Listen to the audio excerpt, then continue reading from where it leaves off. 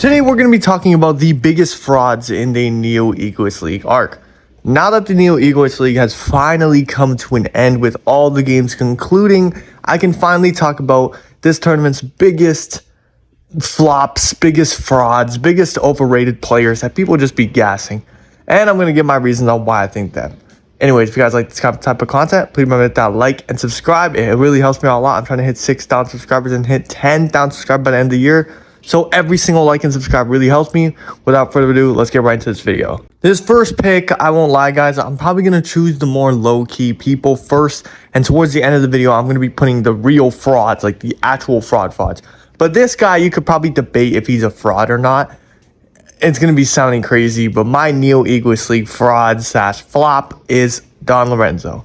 The reason why I think Don Lorenzo kind of was a fraud or flopped was basically because the fact that Don Lorenzo was advertised one way and presented a completely different way. Now, hold on. You're probably asking me, how is this possible, Extendo? How can you give one of the new Gen 11 players a fraud / flop? Okay, I'm going to admit myself, I think this title might be a little too crazy for him. Like, he's not a fraud or a flop, but I say he didn't do enough for me. For me, him being a new Gen 11 defender, after seeing Itoshi Sai, after seeing Michael Kaiser, meant that I didn't want anybody scoring on him or doing basically anything crazy on him the entire game.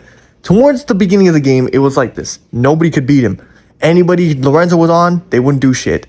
But ever since Kaiser scored, it was like Lorenzo was just getting done up. Like, Hiyori ended up beating him once. Isagi, someone who doesn't even dribble, Isagi beat Lorenzo, bro. Like, you guys don't understand how crazy that is for a guy who's advertised as the new Gen 11 center back, and whoever he switches on to is not going to score, not going to do anything. So if Isagi, with Isagi's level of dribbling, beating Lorenzo, what do you guys think someone like Batra could do against Lorenzo?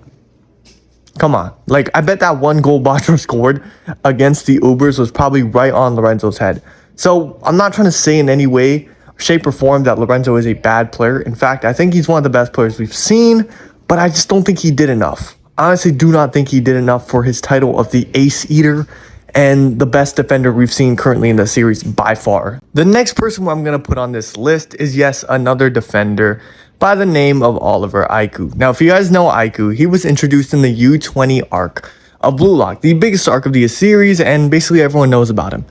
In that arc, Aiku was simultaneously defending against all of the bluelock 11 basically on his own. Like, he was guarding the best player, Rin, and Isagi, and Nagi, and everyone. He had turns guarding every single one of bluelock's best players and one of their attackers, and he was getting chances to shut them down. So how did Aiku go to one of the best defensive teams in the world, renowned, being like mentored, I guess, by Don Lorenzo and Mark Snuffy on defending? He has metavision and he has two egos. And you're trying to tell me that Aiku didn't do anything in the Ubers game?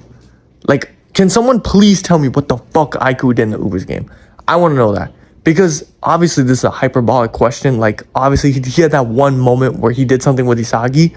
But bro, I think Aiku should have been a... When I found out we were playing against Ubers, then I found out we had a better defender than Aiku on the team. I thought we weren't scoring that game. I'll be honest. I thought Bastard Munchen were not scoring that entire game.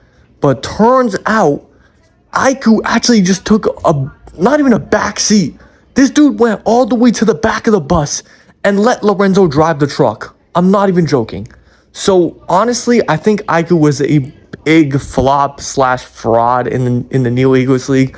I honestly expected so much more from him, given the fact that his performance in U20 was crazy.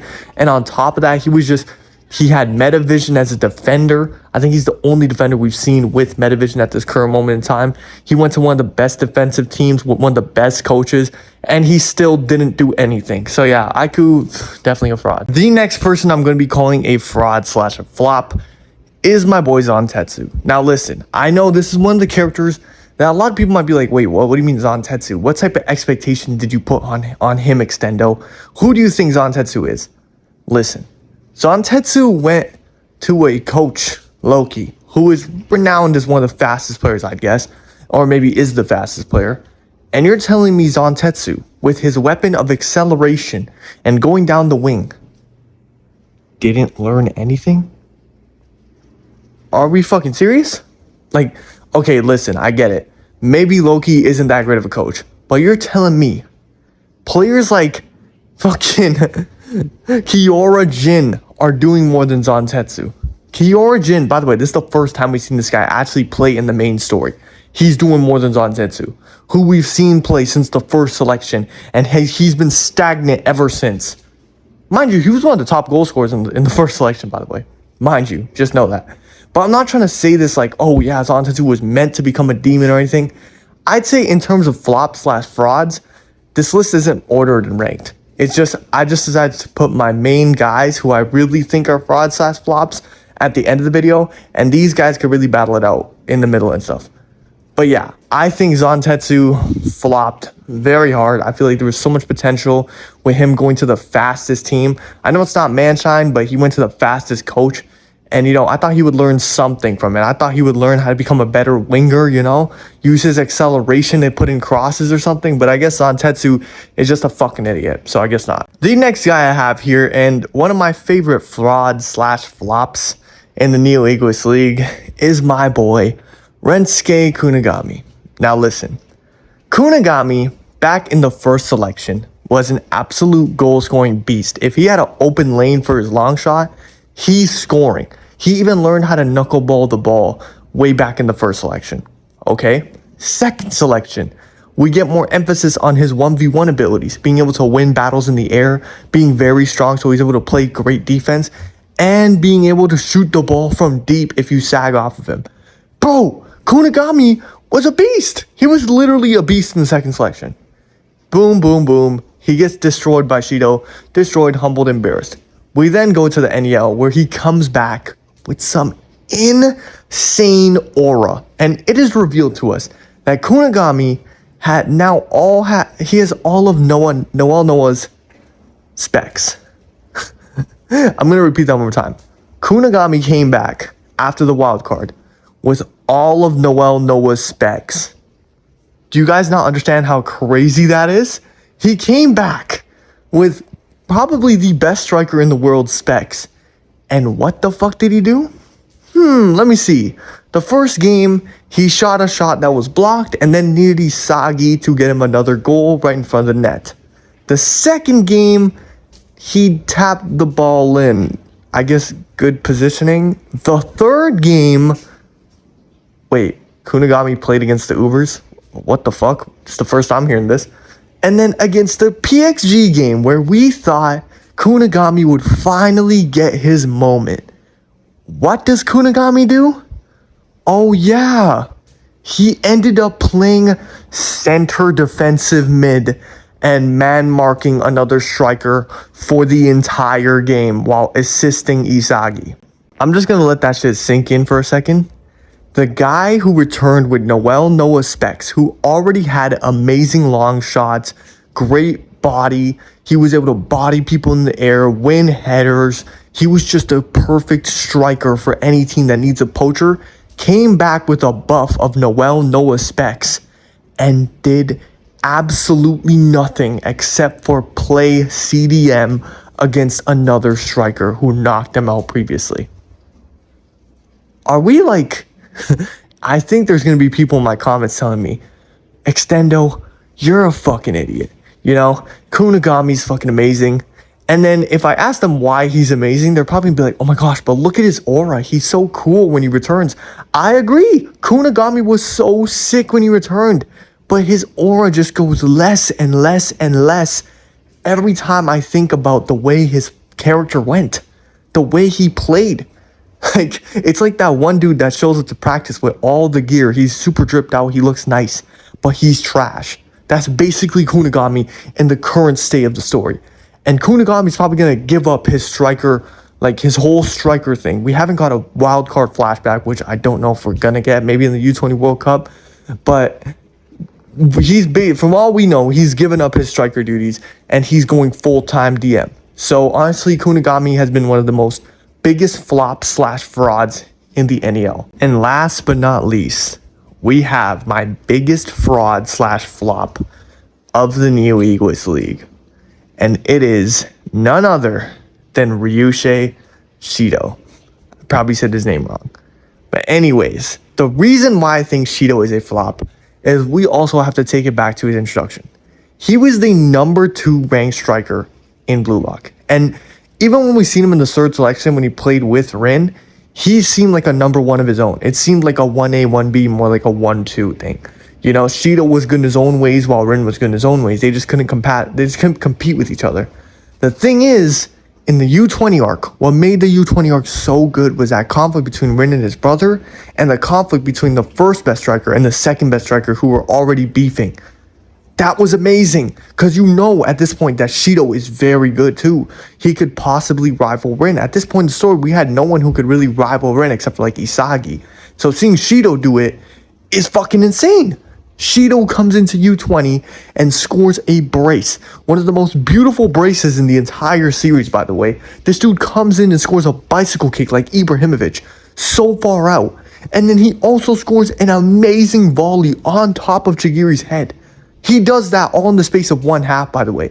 Who knows what would have happened if Ryusei Shido started that game? Can we not forget that Ryusei Shido was like the only attacking option for the U20, by the way. He was the only one aside Itoshi Sai who is actually causing real problems in the attack for the U20. And he was being guarded by the entire bluelock U2011. Can we understand how crazy that is? He was literally playing 2v11 and getting buckets. That's enough to say that he's probably one of the best strikers, top 3 strikers at that point. But this is exactly why he is a fraud and a proven fraud in the New Egoist League. We come into the New Egoist League, obviously with amazing standards for Shido, because he just had that game of like utter craziness. Probably the best performance we've seen from a single player throughout the entirety of the manga at this point. And Shido has it. So we go into the New Egoist League expecting this guy, who's now playing with Rin on the same team, and Karasu, to start killing it. But after like 3 games, Shido's salary is still not that high. Like, I think there's rumors of him actually being benched for a certain game. And then we finally get to see Shido play in a PXG shirt against Barcha, where Shido, yes, he does score a brace, and everyone's saying, oh my gosh, my GOAT's back, Shido's back, let's go. But let's not forget, guys, it's Barcha, okay? It's Barcha. Same people who say Shido scoring a brace on Barcha means he's so good are going to be shitting on Nagi when he gets that hat trick on Barca. Like, it's going to be the same thing. But anyways, he scores that brace on Barcha. We go back to the locker room, and what do we find out? Shido Ryusei, in that Barca game, shot 3 for 12. You understand how bad that is as a striker? With Charles passing to you, with Barcha's Uber Eats defense, and you shot 3 for 12? Hold on, let me get this straight. The biggest requirement for a striker is to be clinical. If you are not clinical, if you cannot finish in front of the goal when the ball or the opportunity comes to you, you're no good as a striker. It's plain and simple as that. I don't care what anyone says. So if Shido got 12 tries and only scored 2 of them and had like maybe 3 on target, do you understand how bad that is? Like, that is terrible. And this is the thing with Shido. Not only does he have a bad performance there, like you might talk about his brace, but look how many shots he took. That definitely takes that performance down. Now, if we talk about him actually playing in the PXG game, sure, he gets the first goal of the game. But then what happens? Let me guess. Oh, he starts getting locked up by a striker. Hold on, I don't know if you got that. I'm going to say it for the people in the back. Shido Ryusei got locked up by a striker and didn't do shit for the rest of the game. Even during this PXG game, Shido has now submitted his once unbearable pride to never ever work with Rin and just play his own way. You know, like he never said that, but we all know Shido was not going to submit to Rin back in the 3rd selection. What did Shido do in this game? Submitted to Rin. Passed the ball to Rin so he can get it back. He's so desperate that he's going to go against all the shit that he's been like not wanting to do just to get a bucket on a striker that's defending him and clamping his shit up. Now people are probably gonna talk about, oh, but he scored the open goal. Wow, it was a fucking header, and after that he did nothing. Like, he literally ghosted for the rest of the game, and he had one moment of brilliance. Keep in mind, the pass was more impressive than the header. I don't care what anyone says. Charles' pass was absolutely amazing there. And the header was good, but Charles clearly made that goal happen more than Shido did. Either way, he ghosts for this whole game. But you know what else pisses me off? The fact that Kaneshiro had the absolute nerve to market this matchup between PXG and Bastard Munchen, like Kaiser and Isagi versus Shido and Rin. They even had Shido talking shit to Kaiser like they would be on the same level. They weren't.